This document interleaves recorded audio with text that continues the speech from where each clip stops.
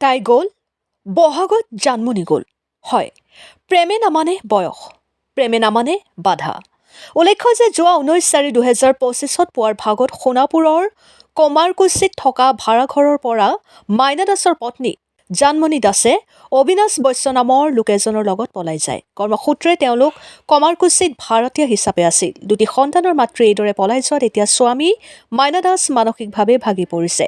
উপায়ন্তৰ হৈ সোণাপুৰ থানাত ইতিমধ্যে এজাহাৰ দাখিল কৰিছে মাইনা দাসে।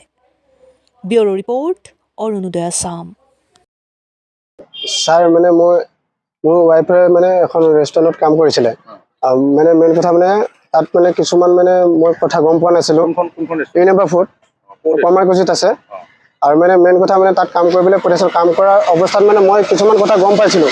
গম পোৱাৰ পিছত মই অলপ শাসন কৰিছিলোঁ নিজৰ মাইকীক শাসন কৰাৰ পিছত নিজৰ মাইকীক মানে এজন তাত আছে, তাৰ লগত অলপ বেটি আছে বুলি গম পাইছিলোঁ। আৰু কোৱাৰ পিছত মানে মোক কেৰা শাসন কৰে সি। নিজৰ মাইকীক মই শাসন কৰোঁ, সি মোক দম দিয়ে, আহি পেলাই বিহেভ কৰে, মাৰপিট কৰিবলৈ বিচাৰে। তেওঁৰ নাম অবিনাশ বৈশ্য।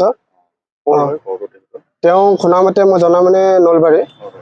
তাৰপৰা এইটো হোৱাৰ পিছত মই অলপ বিহেভ কৰা মানে নিজৰ মাইকীজনী মই শাসন কৰিছিলোঁ। শাসন কৰা অৱস্থাত কালি সন্ধিয়া 7:30 বজাত ভাৰত বেঞ্চৰ ওচৰৰ পৰা মোৰ চকুৰ সামনেৰ পৰা পলুৱাই লৈ যায়। মই কিন্তু পিছে পিক আপ কৰিছিলোঁ, কিন্তু পিক আপ কৰাৰ পিছত মই তাক লগ নাপালোগৈ। কিন্তু এতিয়া মোক সৰু ছোৱালীজনী কান্দি আছে মা বুলি। সেইকাৰণে মই আপোনালোকৰ ওচৰত অনুৰোধ কৰিছোঁ যাতে মোৰ ছোৱালীজনীক তাই লৈ যায়। আৰক্ষীক মই এজাহাৰ দিছোঁ যাতে মই মোৰ ছোৱালীজনীক সঞ্জিলয়, সেইটোৱে কৈছোঁ। আৰু মই সঞ্জিলয় তেওঁ মানে মোক এবাৰ ৰাতিপুৱা ফোন মাৰিছিলে, মই ৰিচিভ কৰা অৱস্থাত নাছিলোঁ।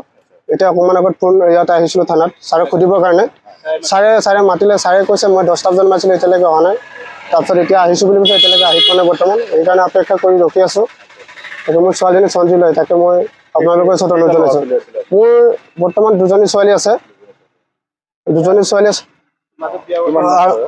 ডাঙৰজনী 10 বছৰ আৰু সৰুজনী 5 বছৰ।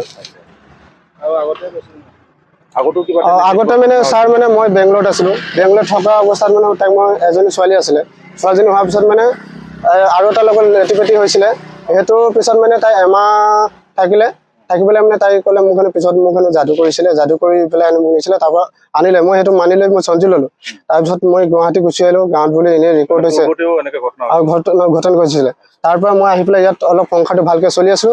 তাৰ মাজতে অবিনাশ নামৰ ল'ৰাজনে আহি পেলাই মোৰ এতিয়া জীৱনটো হেৰি কৰিছে। মোৰ ছোৱালীজনীক এতিয়া উদ্ধাৰ কৰিব লাগে। দুজনী ছোৱালী আছে, মই কোনজনী চাম?